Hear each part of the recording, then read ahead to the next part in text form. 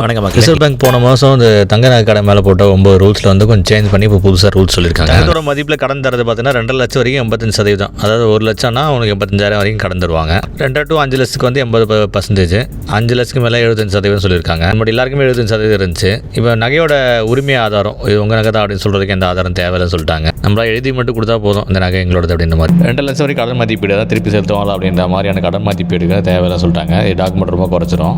நகையோட period check பண்ணுறது அது பேங்க்கு அங்கே செக் பண்ணி தரணும். நமக்கு அதில் எவ்வளோ கேரட்டு எவ்வளோ எடை அதில் டிடெக்ஷன் இருக்கா எவ்வளோ மதிப்பீடு போட்டிருக்கோம் எல்லாமே டீட்டெயிலாக தரணுன்ட்டாங்க. அந்த நகையை வாங்கி அவங்க என்ன பண்ணுறாங்க அந்த கடனை வாங்கி என்ன பண்ணுறாங்க அப்படின்ற மாதிரி கண்காணிப்பு வந்து 2 லட்சம் வரைக்கும் தேவையில்லை அப்படின்னு சொல்லிட்டாங்க. எவ்வளோ அடகு வைக்கலாம் பார்த்தீங்கன்னா தங்க ஆபரணங்கள் தங்க நகைகளில் வந்து 1 கிலோ வரைக்கும் வைக்கலாம். தங்க காசு 50 கிராம், வெள்ளி காசுகள் 500 கிராம் வரைக்கும் வைக்கலாம் சொல்லியிருக்காங்க. இந்த மாதிரி தங்க நகை தங்க காசுக்கு மட்டும்தான் கடன் சொல்கிறாங்க. இல்லை தங்க கட்டிகள் அந்த ETF மாதிரி வாங்குறோம் பார்த்தீங்களா அந்த ஷேர் மார்க்கெட்லாம் அதுக்கெலாம் வந்து கடன் கிடையாது அப்படின்ற மாதிரி சொல்லிட்டாங்க.